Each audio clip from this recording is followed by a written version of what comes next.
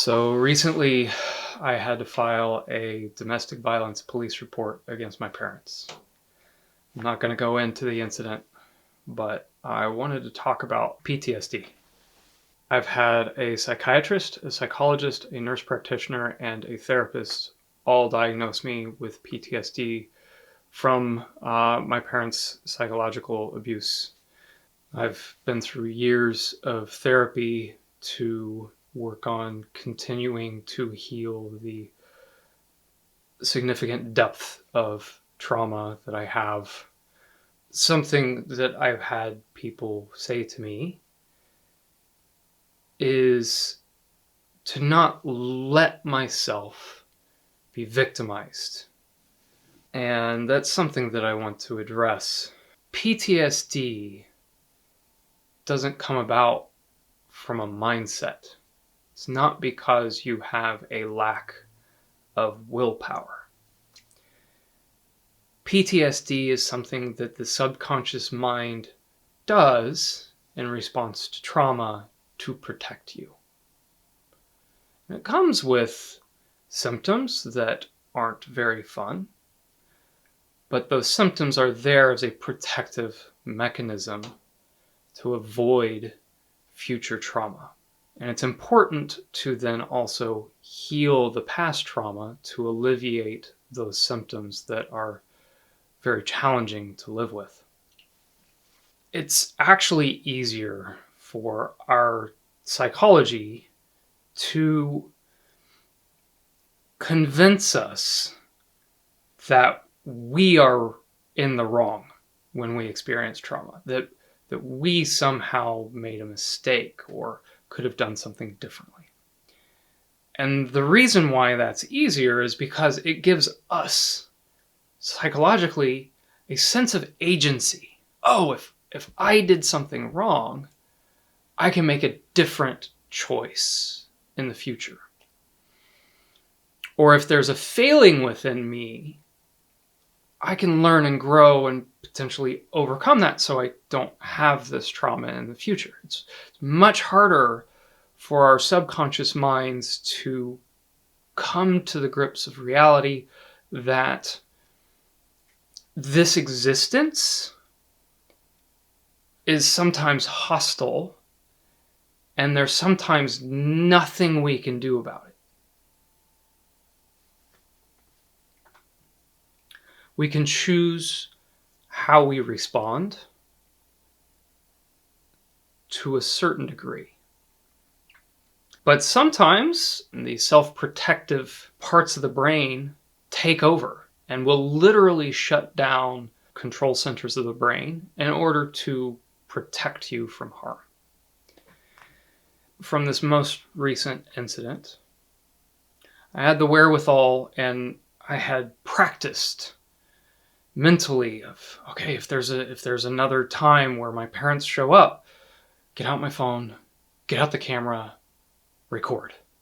I ran that over and over in my mind.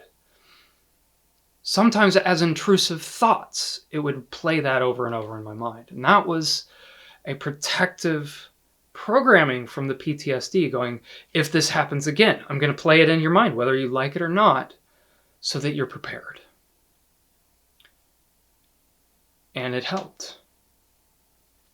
My parents showed up, and the first thing that I did was, I have to pull out my phone and film this. So my PTSD kicked in. It did all of the prep work so that happened, pulled out my phone, and I filmed virtually the entire incident. So our PTSD is there to protect us.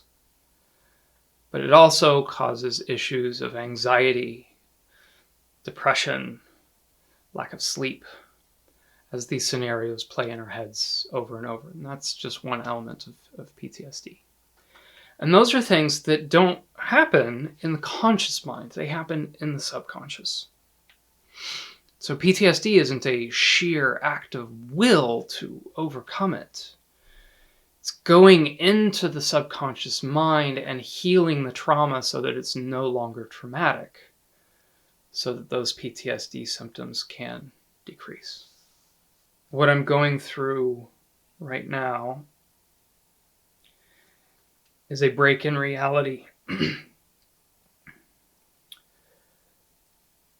My mind can't make sense of what happened. And it keeps projecting this image of my parents that most of the rest of the world also believes in as well, those who know them, of these upstanding, wonderful, beautiful people who are caring and loving. And I'm choosing to reframe this trauma experience for myself to be grateful for it, because it gave me that last psychological break to go, no, my parents don't behave in loving ways to myself or my kids. And now we're having to deal with the trauma of that experience. And so I have been experiencing, going through my daily life since this happened, of feeling like nothing is real. And again, this is all running in the subconscious. These aren't conscious thoughts. These are intrusive thoughts or just subconscious beliefs that are permeating, that I'm working against every minute of the day, that my reality doesn't feel real. When is the next thing going to happen where somebody that I trust is going to betray me?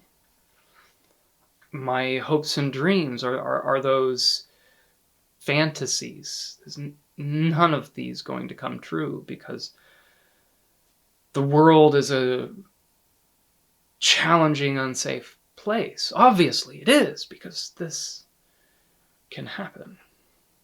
Basic human tasks have been too much for me to accomplish. And then I have moments where I'm able to do some. But it's been hard for me and my whole family as we deal with this. And we've been handling it amazingly.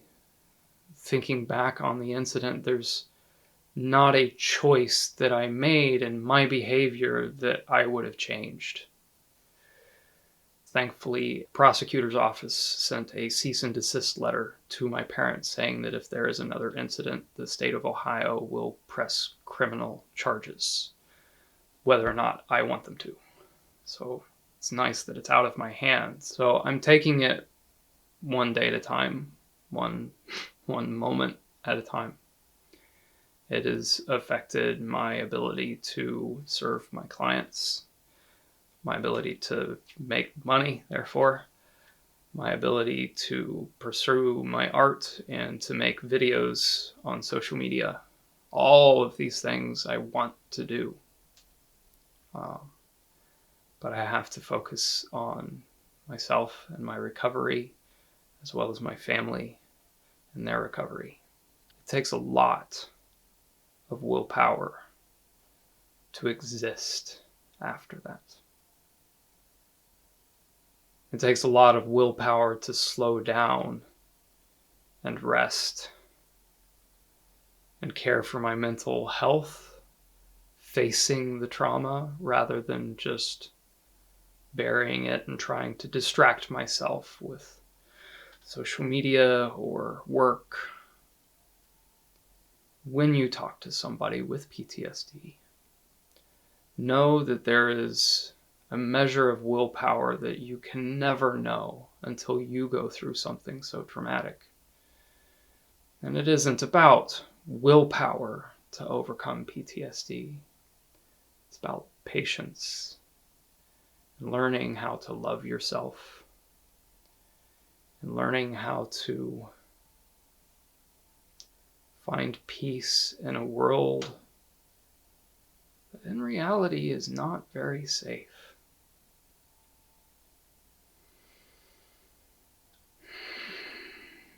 And then finding your place in that world.